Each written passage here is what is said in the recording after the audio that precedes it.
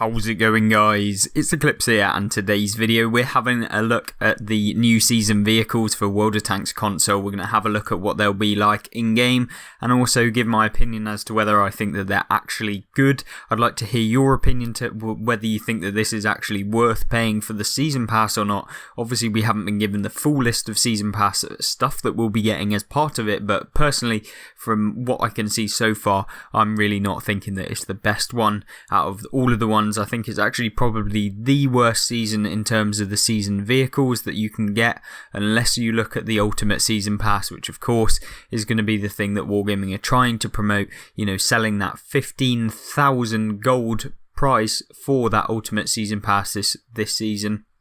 Yeah, I think it's crazy. Now let's get straight into it.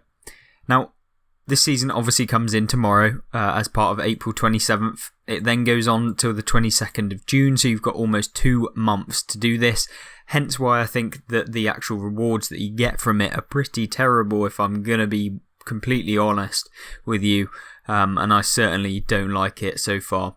Now, you know, it could come with loads of different extra rewards that you can get, and if there's enough ops that actually come out during the period of this where you can earn extra tanks, or at least have something else to do, because personally it's not giving me a motivation to actually complete the season pass, or at least get to rank 100. Now, the first tank that we're going to actually have a look at is the Atomic Centurion. This is the one that you can get for free if you don't purchase the season pass and you just get to level 100. Obviously, it's quite hard to get to level 100 if you don't have the season pass, because you don't get those extra challenges that you do get from actually purchasing the season pass for World of Tanks. And obviously, if you do that, you're going to get to season level 100 quicker. You're going to get extra rewards, and it's kind of, you get your gold back basically if you do purchase the season pass, which is kind of the motivation for most players. You know, if you play the game enough, you'll be able to get your gold back, and if you save that gold, you'll be able to get the next season for free essentially, as well as getting extra tanks that you've already got or that you might not have already got. Now, obviously, this is the Atomic Centurion.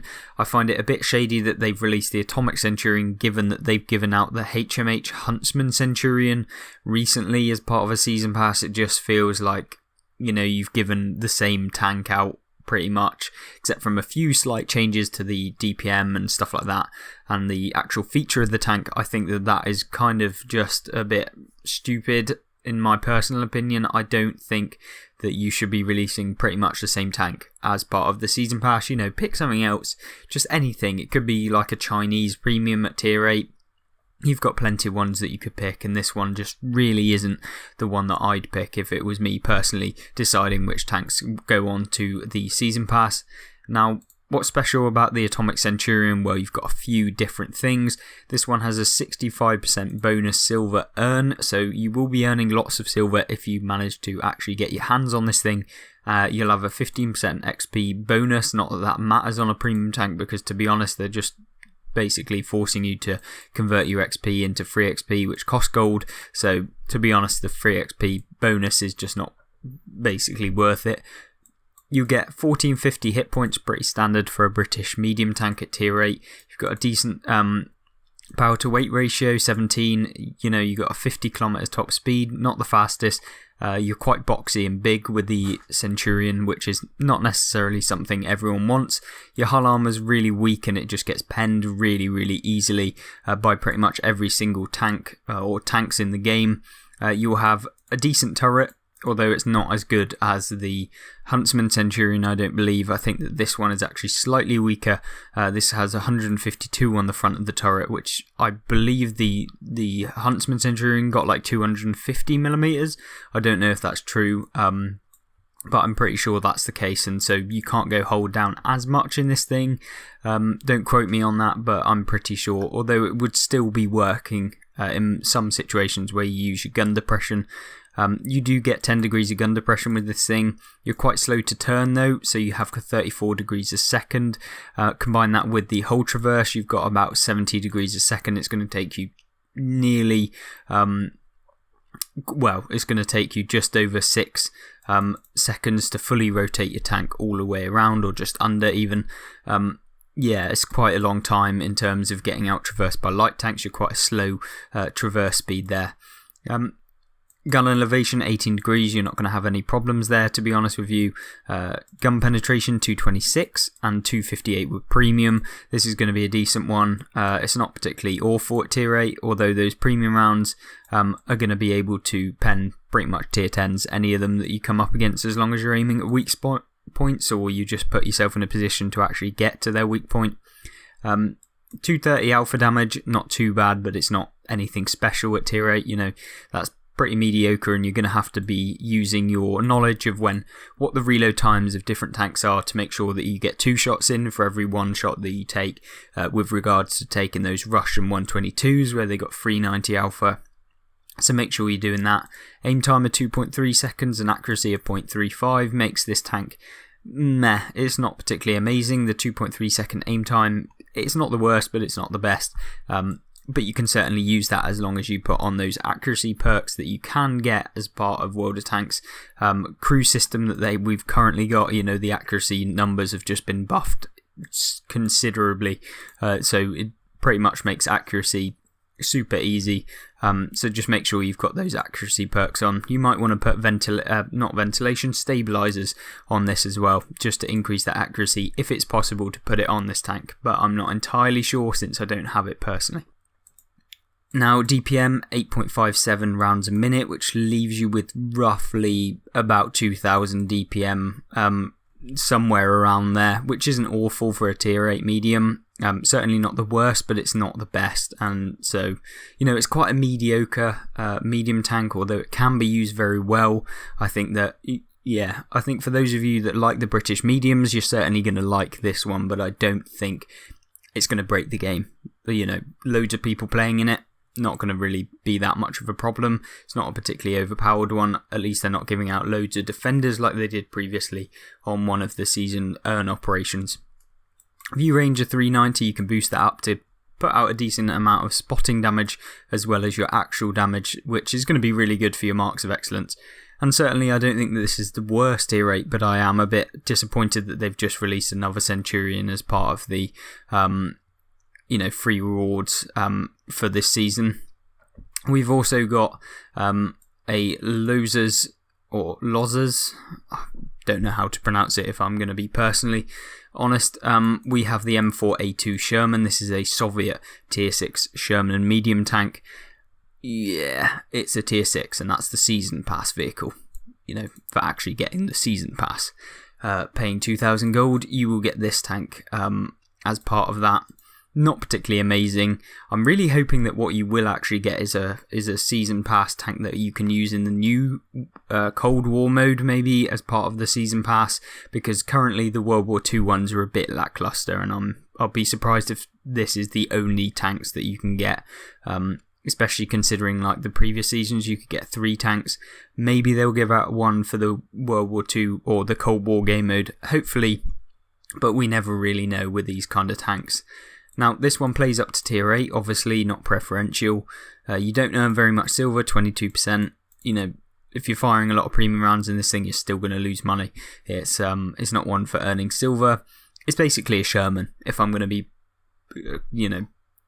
it's just a Sherman that has a specific inscription and stuff on it. It's not going to be super overpowered. The Shermans aren't particularly amazing, and unless you put the derp gun on and you're just firing heat, which is kind of fun. But this one doesn't have the derp, and it's got that 128 millimeters of penetration, 115 alpha damage, decent DPM.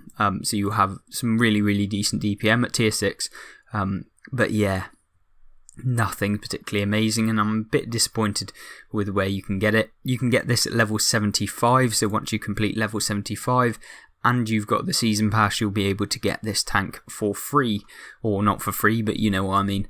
You'll be able to pick it up. It doesn't cost you any gold for it. Now, here's the thing that I am really, really disappointed with Wargaming and the way that they've introduced it, is this obviously the T55A. This is the ultimate pass vehicle.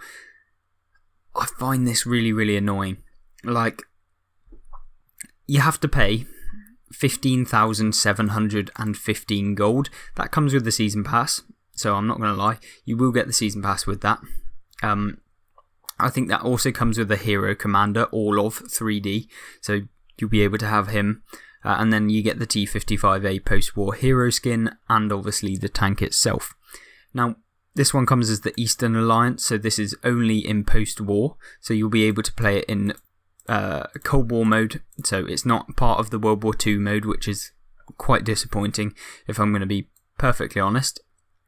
I think that this will probably come in the post-war era, so this isn't like, you know, the higher eras. I think it will be coming up against the T54 and also the T44 maybe. I think that that's the range at which the tanks you'll be facing against in this thing.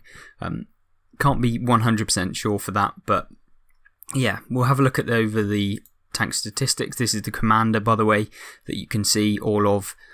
So, you know, it's interesting for those of you that like, you know, your cinematic type things, but I think it looks pretty awful, like the animation, if this is what it actually is in game. But okay. Moving on to the tank characteristics, we've got the T55A. This is post-war, so you'll be able to play against other post-war, so that's T44, T54, that sort of stuff. As it gets 50% bonus silver, you've got 25% bonus XP and 10% commander bonus XP. You've got 1960 hit points, which is actually really nice for a tier 9, or what would be an equivalent tier 9.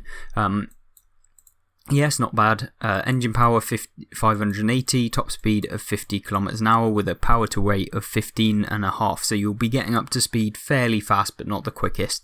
Hull traverse and turret traverse at 74 degrees a second is not the worst. Obviously, if we compare it to the Atomic Centurion that we've just seen, it's slightly faster, but you certainly won't be able to, you know, traverse around lots and lots of heavy tanks, that sort of stuff. Not that you come up against them in the post-war mode, but yeah, I think it's going to be interesting.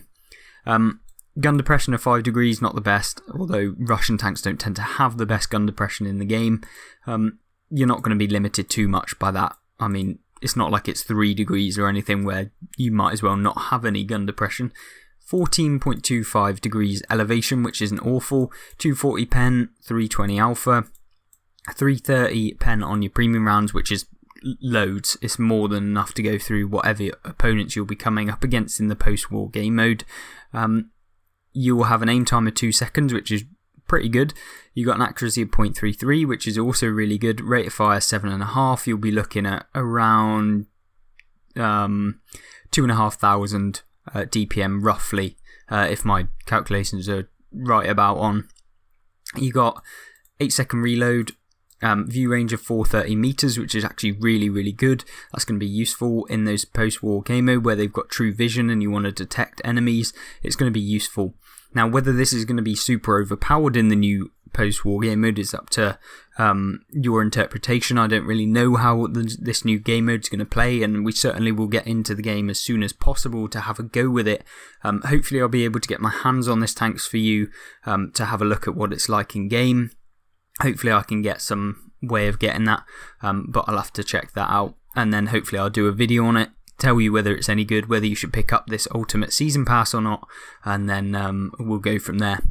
Now, as far as my opinions on this, I think that this season's tanks are pretty mediocre, if not the worst. I think the fact that you get this T55A, which the community has been waiting for so long, and then it comes in as the post-war tank, I think it would have been more interesting if you could use it in both post-war and World War II.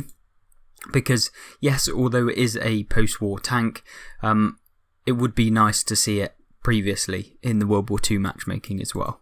So I think it could have definitely gone in there. It was in the original game or the World War II mode on PC. Don't see why they can't add it in on PC as well, as having like a dual matchmaker would make it really special, and only available on launch of the Cold War game mode would be cool. But yeah, that's kind of my gripe with this season. I don't think that there's enough there in terms of premium tanks for the World War II, and I think it was a bit of a misplay by Wargaming to implement the Atomic Centurion, considering we got the Huntsman very, very soon before. Other than that, that's everything with regards to this season's vehicles. I did a video yesterday covering every single patch note that we did get as part of this season. It's called like the biggest update in World of Tanks history. You can have a look at that. It will be on screen right now, so if you want to check that out. Remember, if you want to stay up to date with the latest World of Tanks console news, then make sure to actually subscribe to the channel and stay tuned for more about this update very, very soon. Goodbye.